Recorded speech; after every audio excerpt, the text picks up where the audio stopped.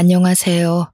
딸 하나 아들 하나 잘 키워 황혼을 바라보는 50대 후반 아줌마입니다.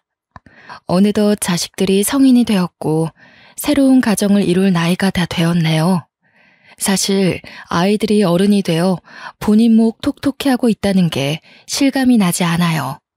저만 그런 건지 다 컸다고 하기에는 아직도 미숙한 모습이 보이는 것도 같고 갓난 아기일 때의 모습도 교복을 입고 등하교하던 모습도 눈앞에 펼쳐질 듯 생생해서 그저 세월의 무상함만 느껴집니다. 이번에 아들이 저와 남편을 조용히 부르더니 소개해주고 싶은 사람이 있다며 결혼 생각을 밝히더라고요. 솔직히 저와 남편은 아들이 먼저 결혼하게 될지 상상도 못했어요. 딸이야 고등학생 때부터 끊임없이 연애를 하는 듯 했지만 그에 비해 아들은 비교적 조용하고 별 소식이 없었거든요. 사실 저와 남편은 딸이 이른 결혼을 하게 될까봐 걱정하기도 했어요. 다행인지 불행인지 딸은 지금까지도 연애를 한번 쉬어본 적이 없어 보이는데 결혼 생각은 아예 없다고 하네요. 본인은 연애를 즐기고만 싶은 거지 결혼은 생각조차 안 해봤다고 안 할 거랍니다. 아무튼 그렇게 조용해서 연인이 있는지조차 몰랐던 아들이 이번에 새 식구가 될 예비 며느리를 소개해준다고 하니 신기하기도 하고 시간이 벌써 그렇게 됐구나 싶었습니다. 아이의 세월을 생각하니 제 세월도 생각이 나고 저의 시부모님 또한 불현듯 떠오르더군요. 저 또한 누군가에게 새 식구였던 때가 있었으니까요. 제 시부모님은 참 좋은 분들이십니다. 자신 있게 말할 수 있어요. 입에 발린 말이 아니라 제가 그분들께 받은 은혜를 다 말하지도 못할 만큼 사람 대 사람으로 따져도 정말 좋으신 분들이에요. 저는 부모의 사랑 대신 할머니의 사랑을 주로 받고 자랐습니다. 직설적으로 이야기하자면 머리가 어느 정도 클 때까지는 할머니의 손에서 자랐다는 말이죠. 그렇다고 해서 저는 부모님에 대한 원망은 없어요. 세상에는 어쩔 수 없는 사정이라는 게 있으니까요. 그 어쩔 수 없는 사정으로 제 부모님은 갑작스레 경제적 어려움에 부딪히고 말았습니다. 가정이 위태로워지자 부모님은 저를 잠시 떨어뜨리기로 결단을 내리셨어요. 다른 방법이 없어 할머니께 저를 잠시 맡겼다고 하더라고요. 할머니는 흔쾌히 저를 맡아 키우셨고 생각보다 그 기간이 길어져 전 자연스레 할머니 밑에서 자라게 되었죠. 사연이랄 게 생각보다 간단하죠. 이렇게 보니 정말 가벼운 이야기 같아 보이는데 그때는 부모님과 잠시 떨어져 지내는 게 어찌나 무섭던지요. 매일이 눈물바람이었다고 해요. 어린 것이 수도꼭지를 튼 것 마냥 눈물을 줄줄 흘리니 탈수가 올까 걱정하셨다고 하네요. 저 때문에 할머니의 고생이 아주 많았을 거예요. 저의 집은 풍족하다면 풍족했지 처음부터 집 사정이 어려웠던 것은 아니었어요. 풍족했던 시절이라고 하면 떠오르는 추억이 하나 있죠. 퇴근길마다 아빠는 늘 작은 인형을 하나씩 가지고 오셨어요. 저에게 매일 선물로 주셨거든요. 덕분에 저의 방은 온통 인형으로 가득 차 놀이동산 같았답니다. 엄마는 그런 아빠를 볼 때마다 타박했지만 아빠와 나를 바라볼 때면 세상을 다 가진 듯 웃고 있었어요. 또 가져왔어? 가져오지 말라니까. 왜 자꾸 그런 걸 가져와? 보관할 곳도 없어요. 자꾸 주다 버릇하면 애 버릇만 나빠진다니까. 집이 공장도 아닌데 이렇게 계속 갖고 오면 어떻게 해? 귀여운 내 새끼 뭐 하나라도 쥐어주고 싶은 게 부모 마음인 거 당신도 알잖아. 그리고 애가 버릇 나빠져봤자 뭐 얼마나 나빠진다고 그래. 줘봐. 애가 얼마나 좋아해. 우리 딸 마음에 들어요? 아빠가 최고지? 얼씨구 정말 못 말린다니까. 당신 애 그만 괴롭히고 와서 밥이나 들어요. 준이도 인형 내려놓고 이리 와. 많이 배고팠지? 아빠 왔으니까 다 같이 밥 먹자. 엄마가 맛난 거 많이 만들었어요. 아빠는 저 어릴 적에 인형 공장을 운영하고 있으셨다고 해요.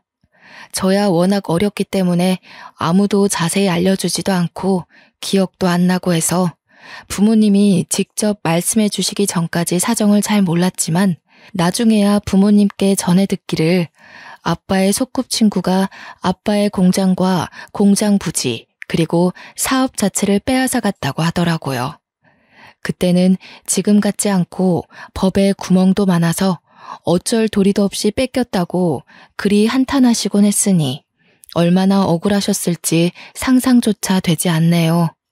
단지 사업장과 돈뿐만이 아니라 친구도 믿음도 심지어 평화롭던 일상마저 잃어버린 것이었으니까요.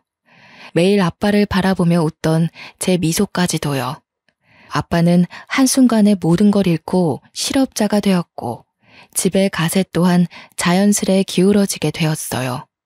저는 정해진 수순처럼 할머니에게 가게 되었고 부모님과는 그 후로 떨어져 지냈습니다. 할머니의 입은 늘 툴툴거리며 퉁명하셨지만 그건 말뿐이었고 절 많이 아끼셨어요. 행동을 보면 딱 알 수 있었죠. 아이고 남들은 다 효도받는다 뭐다 하며 여행도 잘만 가던데 나는 다 늙어서 새파랗게 어린 손주나 떠맡아 기르게 생겼네. 너 할미 말 잘 들어야 한다. 핏덩어리만큼 쪼만한 것이 부모와 떨어져 지내야 한다니 가여워서 어째. 할머니는 문방구를 운영하시며 지내고 있었어요. 문방구라니 아이에게는 천국과도 같은 곳 아닌가요? 제가 어린 마음에 새 문구를 갖고 싶다고 떼를 쓰면 할머니는 혀를 끌끌 차시면서도 제가 원하는 건 하나씩 빼서 선물로 주시기도 했어요. 마치 아빠가 퇴근길에 인형을 하나씩 내어주시듯 할머니도 저에게 문구들을 하나씩 내어주셨던 것이죠. 그 부모의 그 자식이라더니 사랑을 표현하는 방식이 참으로 똑같으시지 않나요? 여러모로 할머니와 아빠는 닮은 점이 참 많았어요. 제 부모님이 겪었던 이 모든 걸 지금 와서 다시 생각해보면 마음이 좋지는 않더라고요. 할머니도 제 부모님도 저 때 속이 말도 아니었을 거예요. 특히 지금의 제 나이보다 어렸을 제 부모님을 생각하면 마음이 참 싱숭생숭합니다. 제가 부모님과 다시 만나게 된 것은 중학교 졸업식이었는데요. 부모님이 예쁜 꽃다발을 들고 와 제 졸업을 축하해 주시더라고요. 너무 갑작스레 오셔서 당황하기도 했지만 할머니는 오랜만에 본 자식과 며느리를 많이 반가워하셨어요. 그러곤 한마디 하셨죠. 왜 이제야 얼굴을 비추냐 비추길. 어미 속 다 썩이고 나타나지 왜. 이게 웬일이다냐 이게 웬일이야. 아예 온 게야 그지? 응? 아이고 내 자식 얼굴 좀 봐. 다 상했네. 밥은 꼭 잘 챙겨 먹으라니까. 얼굴이 반쪽이 돼서 왔네. 아이고 속상해라 속상해. 예 어머님 죄송해요. 늦게 나타나 죄송해요. 말도 없이 사라졌다가 이제야 이렇게 경황 없이 나타나서 너무 죄송해요. 이제는 웬만큼 다 해결이 되었어요. 그간 감사하고 또 죄송해요 어머님. 부모님이 제 중학교 졸업식에 올 거라고는 정말 상상도 못했던 터라 당연히 어떻게 알고 온 것이냐고 물어보았고 부모님은 편지 하나를 꺼내 제게 보여주시더라고요. 사실 할머니와 편지를 주고받고는 했단다. 너에겐 비밀로 할 수밖에 없었어. 뒤늦게 알게 해서 미안하구나. 할머니가 보내주신 편지에 준이가 다니는 중학교 이름도 네가 곧 졸업한다는 소식도 담겨 있었지. 할머니가 편지에 적어주신 덕분에 준이 엄마와 내가 시간 맞춰 올 수 있었어. 이제야 와서 미안하구나. 많이 보고 싶었단다. 갑작스레 부모님과 떨어져 지내게 된 저는 그 상황에 적응하기까지 시간이 꽤 걸렸다고 해요. 혹시나 편지를 보게 되면 글도 잘 모르는 애가 오해를 할 수도 있고 적응이 더 늦춰질 수도 있었기 때문에 편지는 일부러 저에게 알리지 않았다고 했어요. 대신 시간이 날 때마다 부모님이 잠깐 오시는 것으로 입을 맞춰놨다고 하시더라고요. 어른들의 사정은 어른들이 감당해야 한다면서요. 부모님은 제 졸업식에 꼭 축하하러 오고 싶었다고, 그리고 실제로 오게 되어서 너무 기쁘다고 하셨어요. 워낙에 기뻐하시니 저도 덩달아 신이 나더라고요. 사실 부모님은 제 초등학교 졸업식 때에는 참석하지 못하셨었어요. 그때 참석하지 못한 게 그렇게 후회가 되고 한이 되었다고 말씀하시더군요. 그래서 중학교 때에는 기를 쓰고 오셨나 봐요.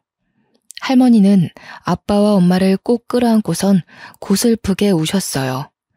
어찌나 슬프게 우시던지. 왜 자식 잃은 부모의 울음은 그리 뼈아프다고들 하잖아요.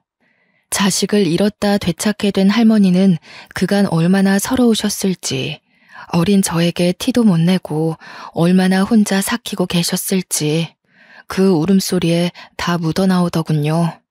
그때 할머니의 울음소리는 영원히 잊지 못할 것 같아요. 부모님이 기뻐하시니 분명 저도 덩달아 기뻤는데 할머니가 우시니 저도 울컥 눈물이 나더라고요. 어린아이처럼 엉엉 우시는 할머니에 저도 울고 아빠도 울고 엄마도 울고 차례대로 눈물이 전염이라도 된 것처럼 그렇게 우리 가족은 한동안 눈물바다로 시간을 보냈습니다. 우리 가족은 그날 맛있는 고기를 먹었어요. 따뜻한 쌀밥에 김이 모락모락 나는 된장찌개, 지글지글 구워지는 고기까지. 눈물 한바탕 쏟고 먹으니 어찌나 맛있던지 입안에서 사르르 녹아 없어지더군요. 마음마저 풍족해 마치 행복한 감정을 먹고 있는 듯 했죠.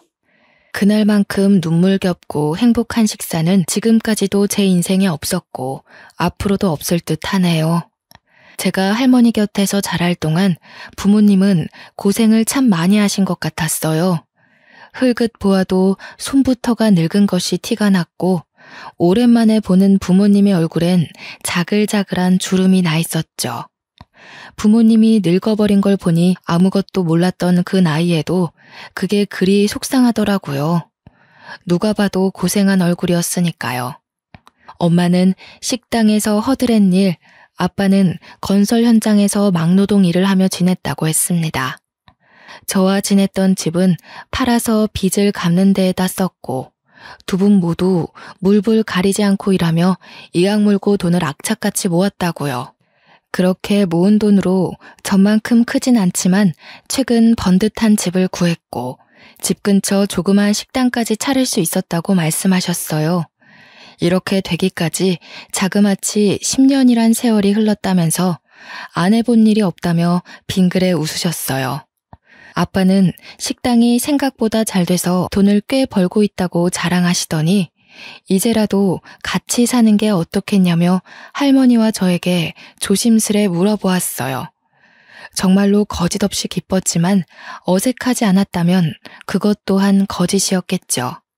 떨어져 지내면서 부모님은 간간히 찾아오시긴 했으나 언젠가부터 바쁘고 힘드셨는지 아예 얼굴조차 못 뵌 날들이 더 많았거든요.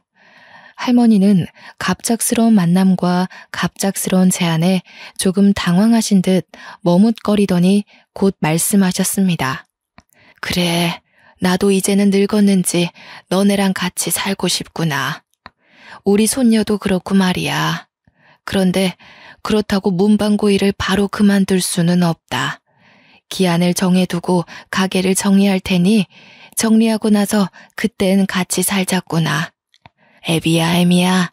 마음 급하게 바로 같이 살자는 말은 말아라. 언제가 괜찮을지 상의라도 먼저 해봐야 하지 않겠니? 할머니는 오랫동안 살펴온 본인의 문방구를 정리하기 시작했고 문방구 간판을 내리기까지 그리 오래 걸리진 않으셨습니다. 우리 네 가족은 같이 살게 되었어요. 이렇게 마무리가 되었다면 그건 인생이라 할 수가 없겠죠. 나쁜 일이 있으면 좋은 일이 있고 좋은 일이 있으면 나쁜 일도 있는 게 인생이잖아요. 우리 가족 역시 그랬습니다. 고생 끝 낙이 온다더니 이게 웬걸. 낙 뒤에는 현실의 무게가 자리 잡고 있더군요. 인생은 무심하다고들 하죠. 잘 되던 부모님 식당이 조금씩 내리막길을 걷기 시작했습니다. 그래도 이 정도야 뭐 겪어온 고생에 비하면 티도 안 났죠.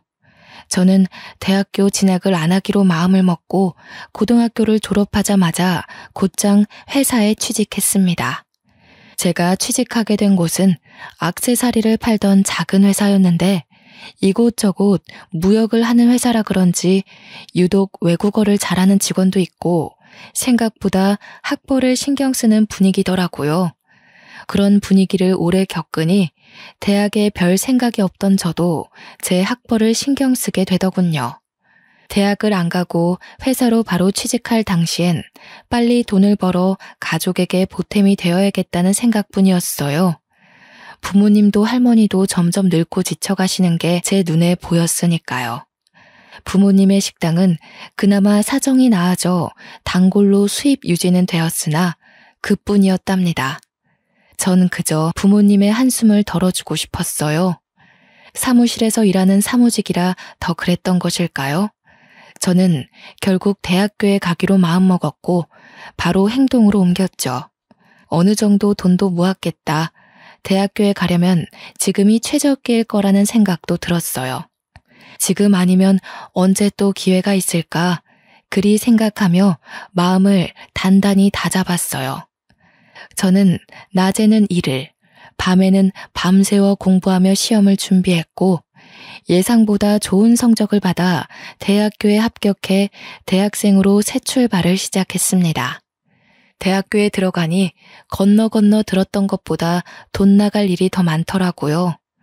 이러다 대학 졸업 전에 모아둔 돈 다 털리겠다 싶었어요. 제가 절약할 수 있는 유일한 돈은 등록금이었고 저는 열심히 공부해서 장학금을 악착같이 사수하려 노력하기 시작했습니다. 그랬더니 언젠가부터 동기들은 저를 독하다며 장학금 귀신이라 부르고 있더라고요. 때로 이번 장학금은 본인 것이라며 저에게 선전포고를 하는 동기도 종종 있었지만 전 그때마다 눈에 불을 켜고 공부를 해 매번 장학금을 지켜냈죠. 그러다 딱 한 번 제가 장학금을 놓치고 말았습니다. 제가 다니던 과는 영문학과였는데 아무래도 외국어다 보니까 실질적으로 쓰이는 영어와 제가 책으로 공부한 영어가 미묘하게 다른 부분이 있을 수밖에 없더라고요. 아무리 공부해도 놓칠 수밖에 없는 부분이 있었던 것이죠. 저는 아주 미세한 점수 차이로 장학금을 놓치게 되었습니다. 가르쳐주지도 않은 걸 시험 문제로 냈으니 어찌나 억울하던지요. 이게 부패의 현장인가 싶었답니다. 제 자리를 차지해 장학금을 받게 된 사람은 어떤 복학생 남자였는데요. 방학에 어학연수까지 다녀올 정도로 부잣집이라고 소문이 자자한 사람이었어요. 지금이야 어학연수가 꽤나 흔해졌지만 그때 그 시절의 어학연수는 좀 남다르게 느껴졌죠.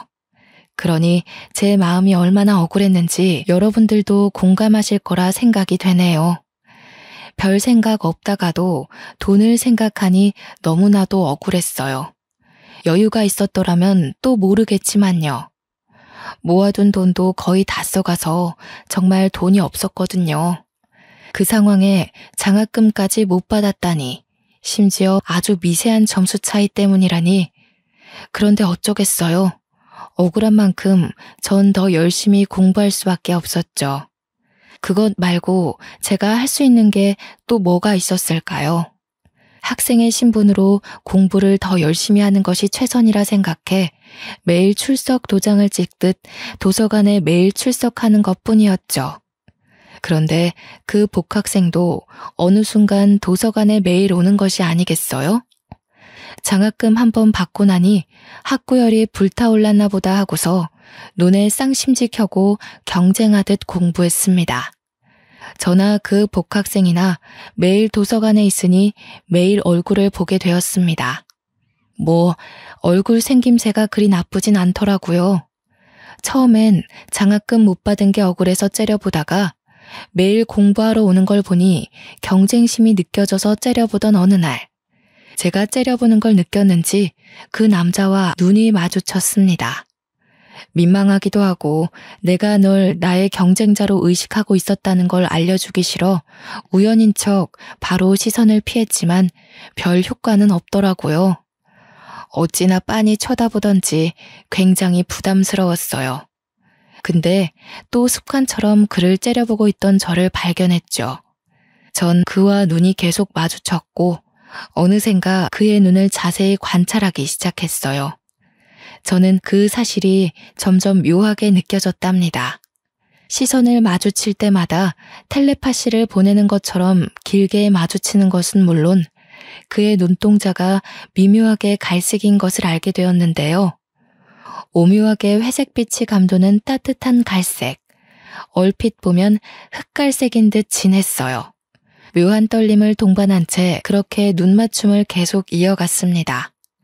그렇게 애매한 관계에 머무르다 겨울 눈 내리던 날 밤, 전환점을 맞이하게 되었네요. 저는 그날도 어김없이 도서관에 가 공부에 정진했죠. 그러다 시간이 늦어 공부를 마무리하고 짐을 챙겨 집으로 향하던 중이었답니다. 등 뒤에서 어떤 남자가 저를 불러 세우더군요. 네, 맞아요. 바로 그 복학생이었어요. 눈이야 자주 마주쳤었는데요. 그 사람의 목소리를 그때에서야 처음 들었어요. 저는 뒤돌아 왜 부르셨냐고 물어보았죠. 오늘 날씨가 많이 춥더라고요. 밤이 늦어 유독 쌀쌀하고요. 괜찮으시다면 이거 받아주시겠어요? 바로 마시지는 마시고 집에 도착할 때까지 손에 쥐고 가세요. 손 시렵지 않게. 손난로처럼 쥐고 있으면 꽤 따뜻하거든요. 그 복학생이 머쓱하게 얼굴을 붉히며 건네준 따뜻한 캔커피에 저도 모르게 꾸벅 감사 인사를 하며 받았어요. 남자는 머리를 긁적이며 환하게 웃더니 반대편으로 뒤돌아 뛰어가더라고요. 그 뒷모습을 물끄러미 바라보며 캔커피를 만지작거렸는데 그 남자의 말처럼 정말 따뜻하더군요. 캔커피엔 조그만 쪽지도 붙어져 있었어요. 처음 받아보는 이성의 호감 표시는 아니었으나 이렇게 마음이 와닿은 적은 처음이었네요. 당신과 매일 눈이 마주치는 것 같습니다. 부디 제 착각이 아니었으면 좋겠습니다. 당신의 지혜로운 눈동자를 볼 때면 마음이 설렙니다. 당신과 눈이 마주칠 때마다 눈 내리는 겨울밤이 꽃이 핀 봄바람처럼 따스하게 느껴집니다. 좋은 인연이 되어 서로에 대해 알아가고 싶습니다. 덕분에 저는 추운 겨울날 따뜻하게 집에 도착했죠. 그날 밤 이부자리에 누워 잠을 청하려는데 절로 시선이 책상 위 캔커피로 향하면서 당연한 것처럼 자연스레 그 남자 생각이 나더라고요. 머쓱하게 얼굴을 붉히며 머리를 긁는 모습과 미세하게 떨리던 목소리가 생각났어요.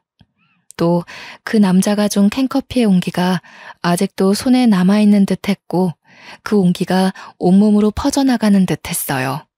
조금 낯간지러운 기분이 들었답니다.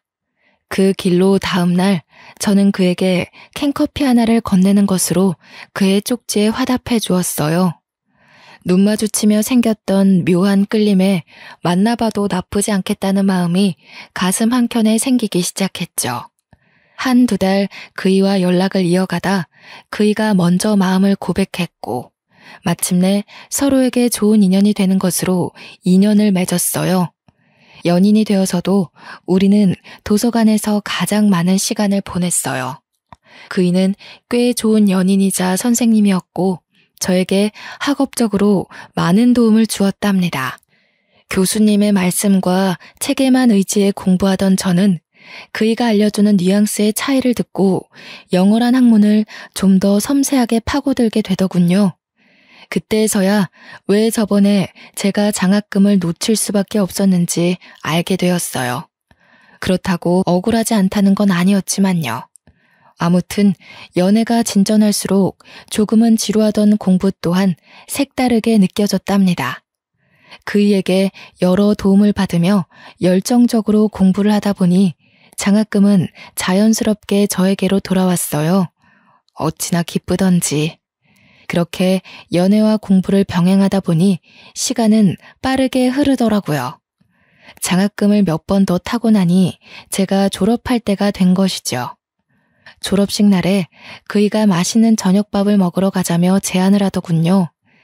가족과는 이미 점심때에 회포를 푼 후였으니 거리낄 것도 없어서 저는 기쁘게 받아들이며 그이의 차에 올라탔습니다.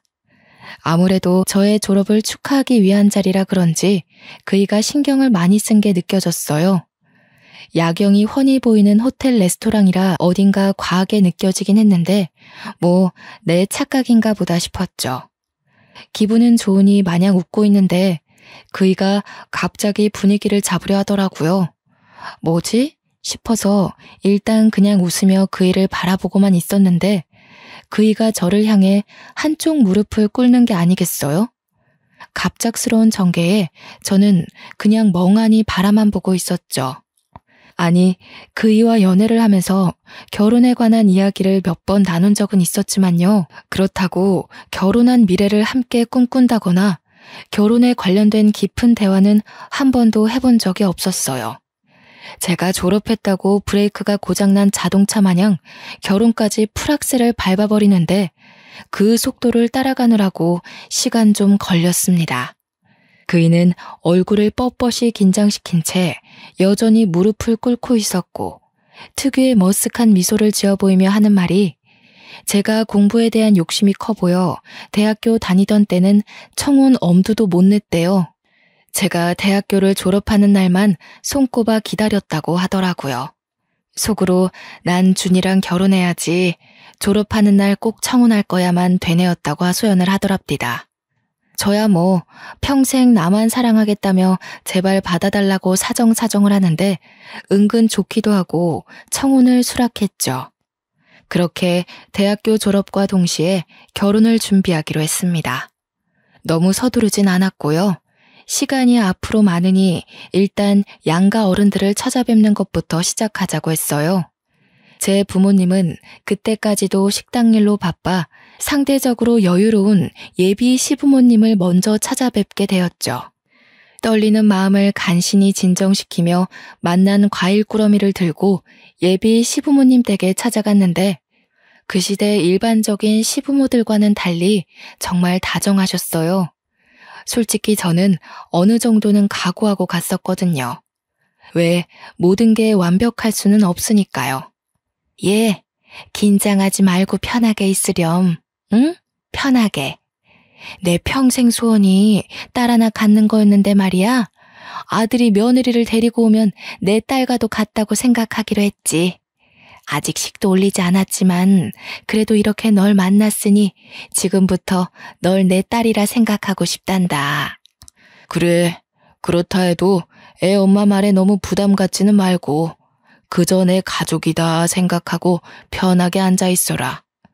배고프지는 않으니? 과일이라도 좀 먹지 않으련? 과일도 여러 개 먹으라고 깎아주시고 밥도 어찌나 정성 가득 차리셨는지 식탁이 틈없이 빽빽해 상다리가 부러지는 줄 알았답니다.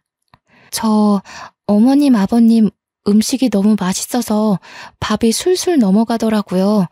너무 맛있게 감사히 잘 먹었어요. 혹시 고무장갑이 어디 있는지만 알려주시면 설거지와 뒷정리는 제가 할게요. 오랜만에 솜씨 좀 부렸지 뭐니? 아이고, 설거지는 뭔 설거지. 요새 어떤 딸이 이렇게 설거지를 하려 하겠니? 내가 괜히 딸처럼 생각하겠다고 한 게 아니다. 딸내미는 편하게 소파에서 TV나 보면 됩니다. 그래, 처음 인사 와서 설거지부터 시작하면 그게 무슨 가족이겠니? 내가 테레비 틀어줄 테니까 이리 와서 테레비 보렴.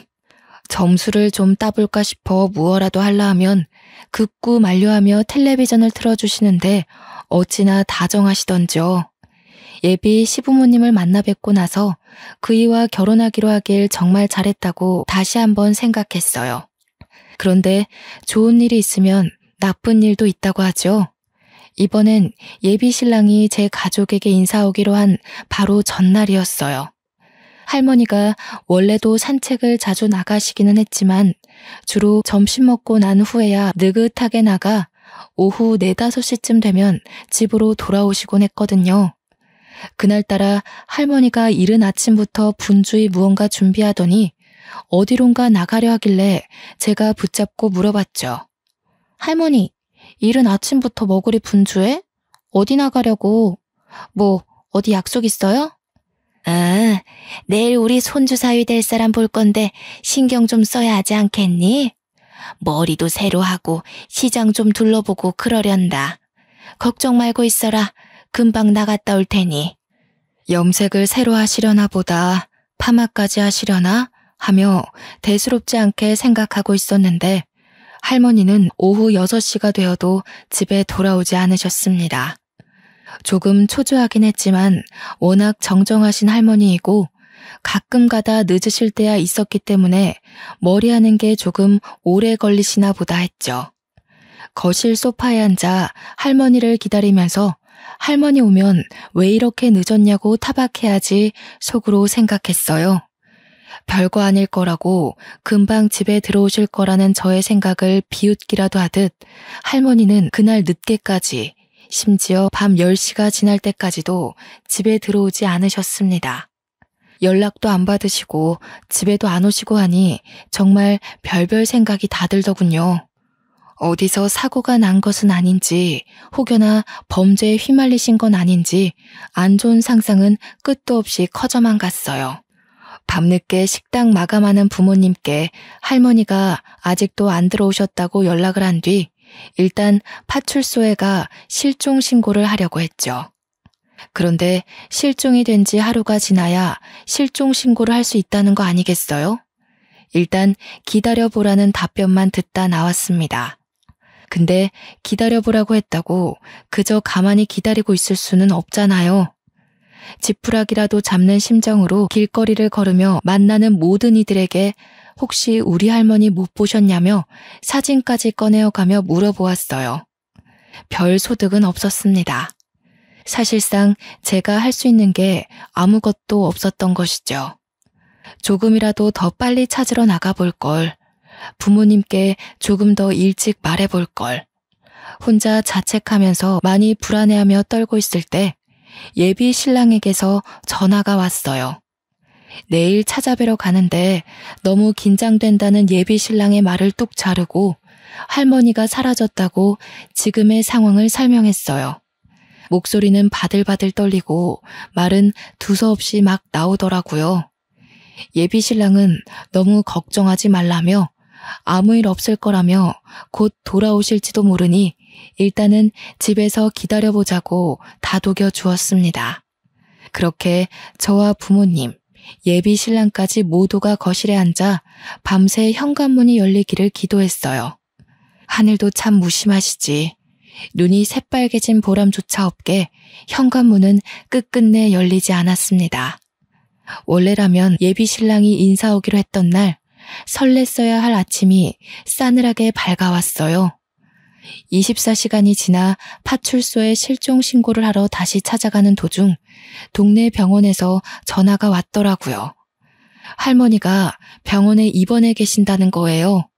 심지어 하루 동안 의식이 없으시다가 이제서야 의식을 되찾았다고 말을 하시는데 너무나도 청천벽력 같은 말에 바로 병원으로 달려갔죠. 병원에 도착해 병원 침대에 누워있는 할머니를 보자마자 눈물부터 나더라고요.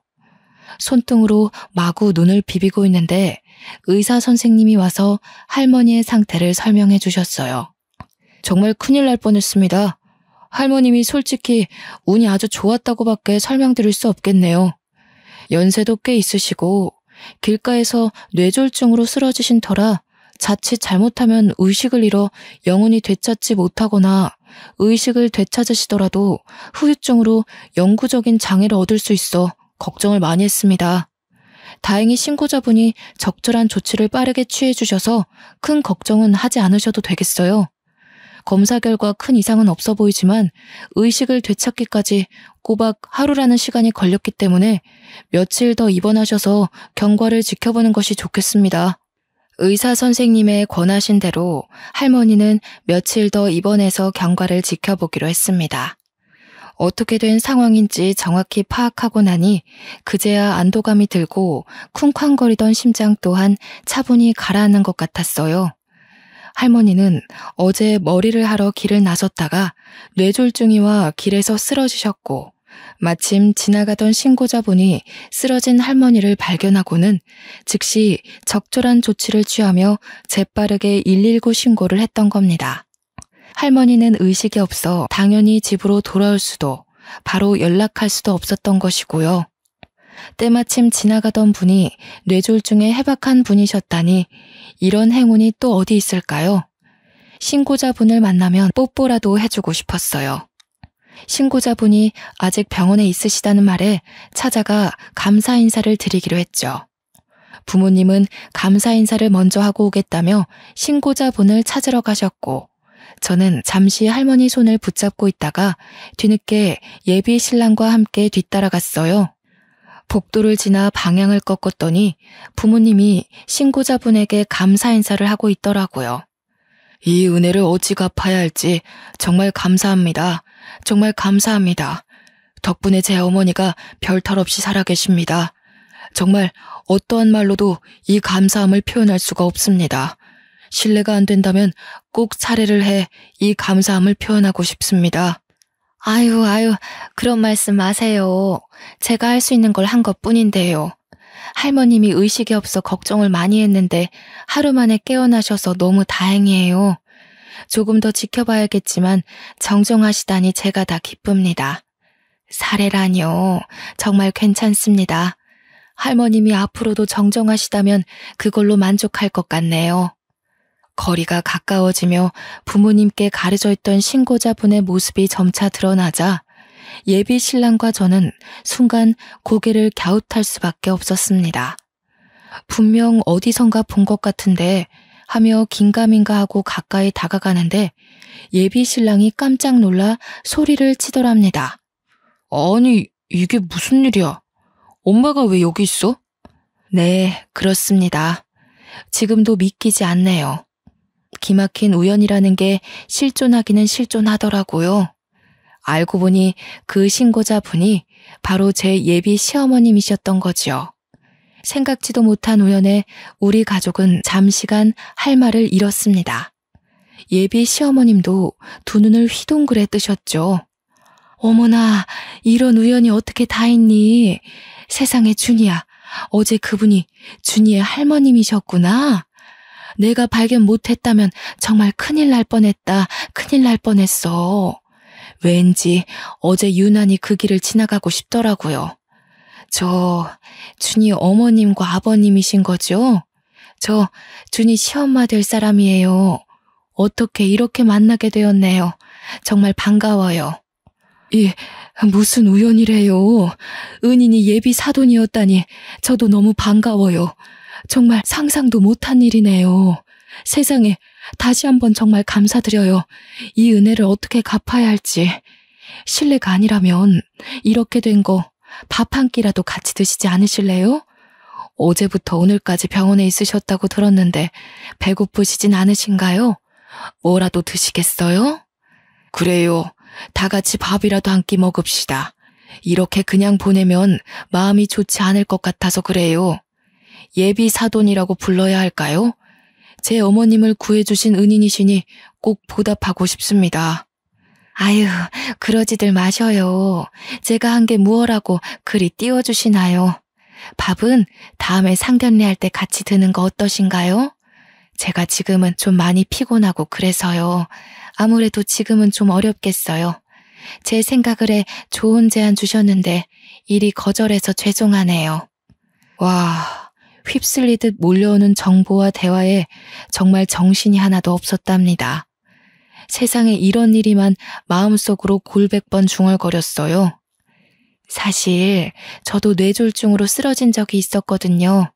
저도 누군가 빠르게 조치하고 신고해서 별탈 없이 이렇게 살아있죠. 그 후로 무서워서 뇌졸중에 공부를 좀 했는데 이게 이렇게 풀릴 줄 누가 알았겠어요. 예상했던 오늘은 아니지만 큰일 없이 무탈하게 잘 풀렸죠. 예비 신랑은 제 할머니도 제 부모님도 한자리에 모여 인사를 했습니다.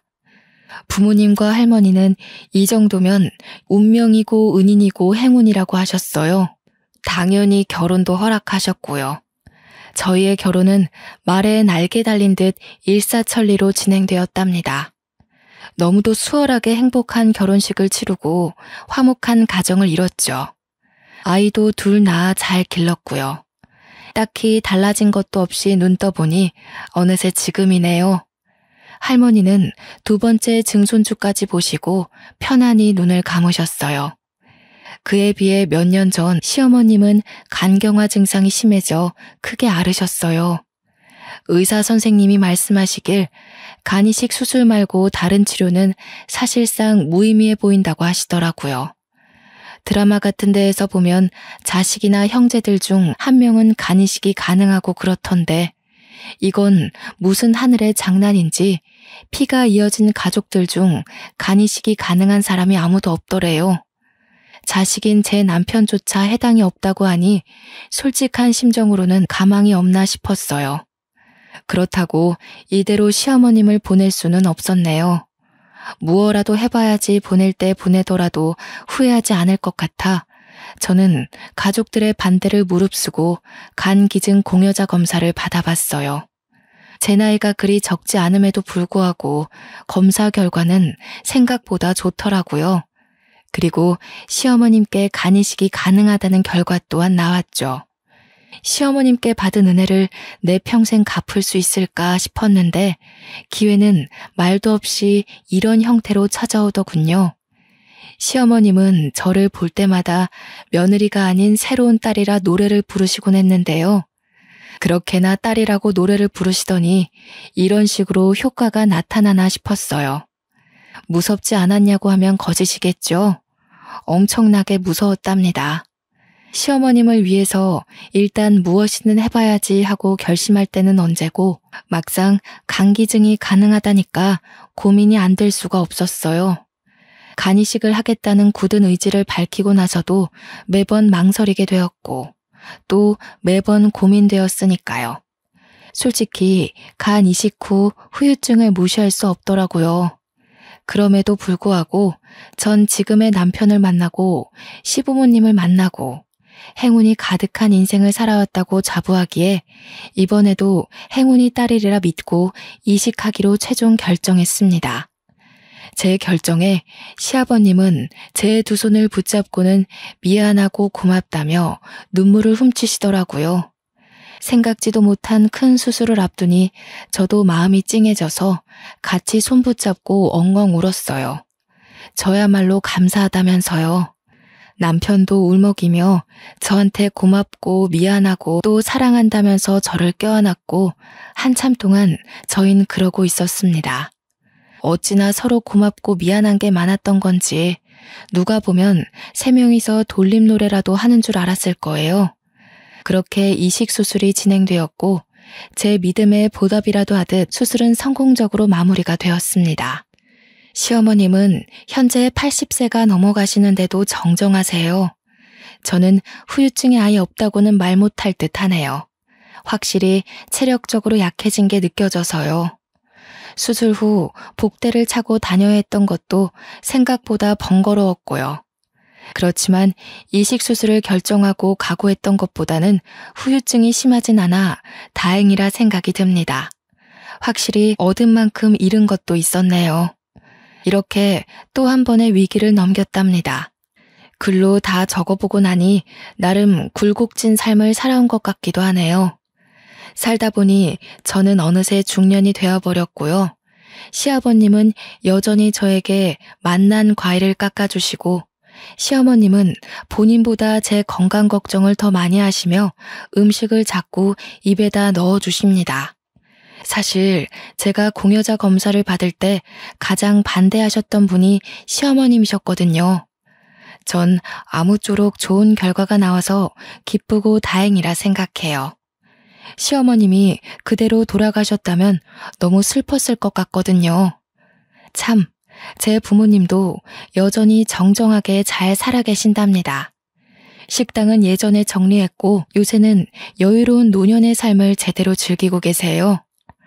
여기 데려가달라, 저기 데려가달라 모시며 여행 가기 참 힘들 정도예요.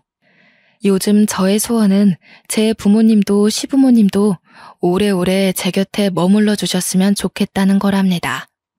소원 한 가지 더 말해보자면 저도 시아버님처럼 그리고 시어머님처럼 새 가족이 될 예비 며느리에게 엄마처럼 다정한 가족이 되어주고 싶어요. 시부모님이 저에게 그리하셨듯 저도 예비 며느리에게 너는 내 딸이라고 하려고 해요. 저는 이미 딸 하나가 있으니 둘째 딸로요. 과일도 깎아주고 맛있는 밥도 해주고 그럴 예정이에요. 진정한 가족이 되기까지는 분명 시간이 좀 걸리겠지만요. 아직 얼굴도 보지 못한 예비 며느리한테는 이런 제 마음이 조금 부담스러울까요? 제 아들이 결혼을 마음먹었다니 그게 그리도 신기해서 마음이 주체가 잘 안 되네요. 빠르게 흘러간 세월에 문득 외로워지고 먼저 가신 할머니가 떠오르지만 앞으로 만날 새 가족을 생각하니 그리움 위에 설렘이 내려앉은 듯합니다. 할머니는 시간이 흘러 나중에야 다시 만날 수 있겠죠. 저는 앞으로 만날 새로운 가족에게 제가 배운 모든 사랑을 베풀 예정이랍니다. 지금까지 제 긴 사연 들어주셔서 감사해요. 우리 모두 건강하게 행복하게 오래오래 살자고요. 여러분의 앞날에 행운이 가득하기를 소망합니다.